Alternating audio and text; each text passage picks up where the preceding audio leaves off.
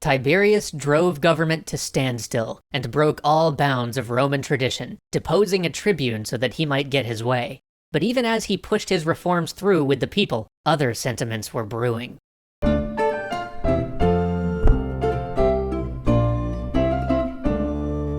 Tiberius secured the vacated position of tribune for one of his clients and began the survey of Roman public lands to enact his law. But once all was calm, the dismissal of the tribune Octavius sat well with no one. Even some of the public who had supported Tiberius looked with shame on how they'd let their republic be controlled by fickle whims. So he looked to shore up his support with the public when the perfect opportunity fell into his hands.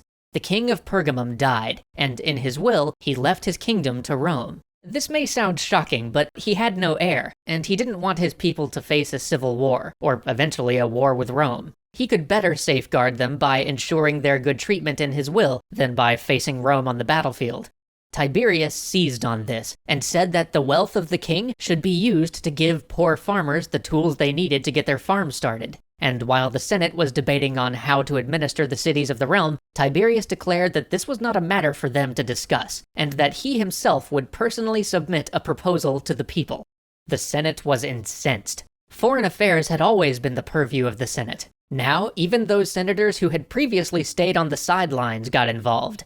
On the floor of the Senate, senator after senator began to give speeches berating Tiberius for acting like a king. One of these speeches stung so deep that Tiberius ran out of the Senate house, gathered the people, and ordered that the senator who spoke be brought before them so Tiberius could denounce him. But the senator simply said to the people, "If thou wish to heap insult upon me and degrade me, and I invoke the aid of one of thy colleagues in office, and he mount the rostra to speak in my defense, and thou fly into a passion, come, wilt thou deprive that colleague of his office?"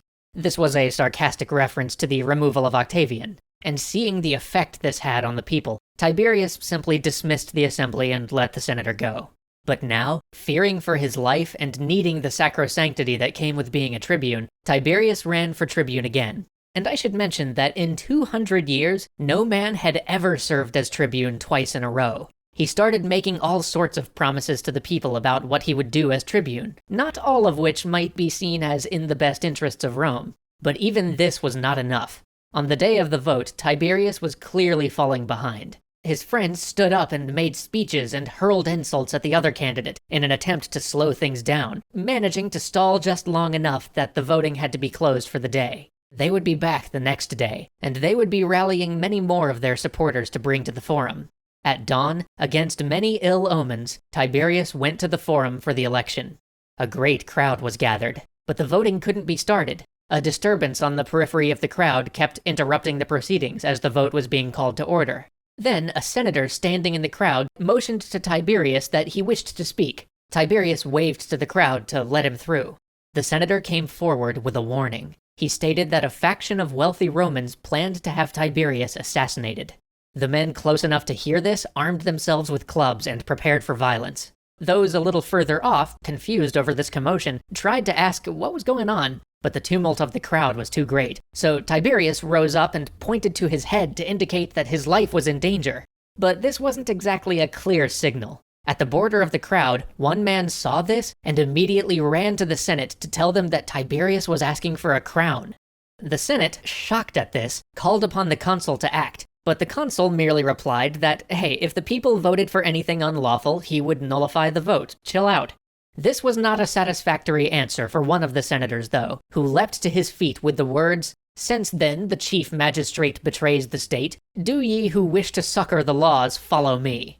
And with many like-minded senators and their attendants in tow, he marched toward the forum, grabbing clubs and staves and even the legs of benches to enact what they saw as the law.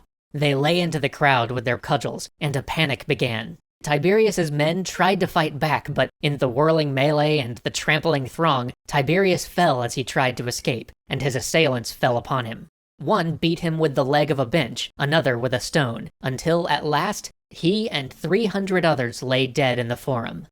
After this came the retributions. More of Tiberius's followers were executed or exiled. The bodies of those who had defended him were tossed into the Tiber. And when Gaius asked for his brother's body, he was denied, for even Tiberius had been thrown into that river for which he was named.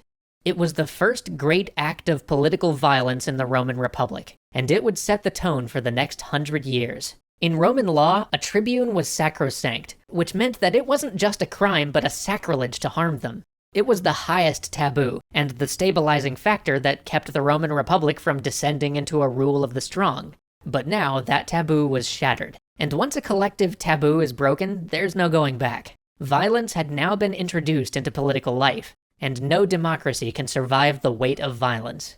But our story doesn't end here. Tiberius was known to be of a calm and rational disposition, but he wasn't the only Gracchi brother. Join us next time as Gaius takes up his cause.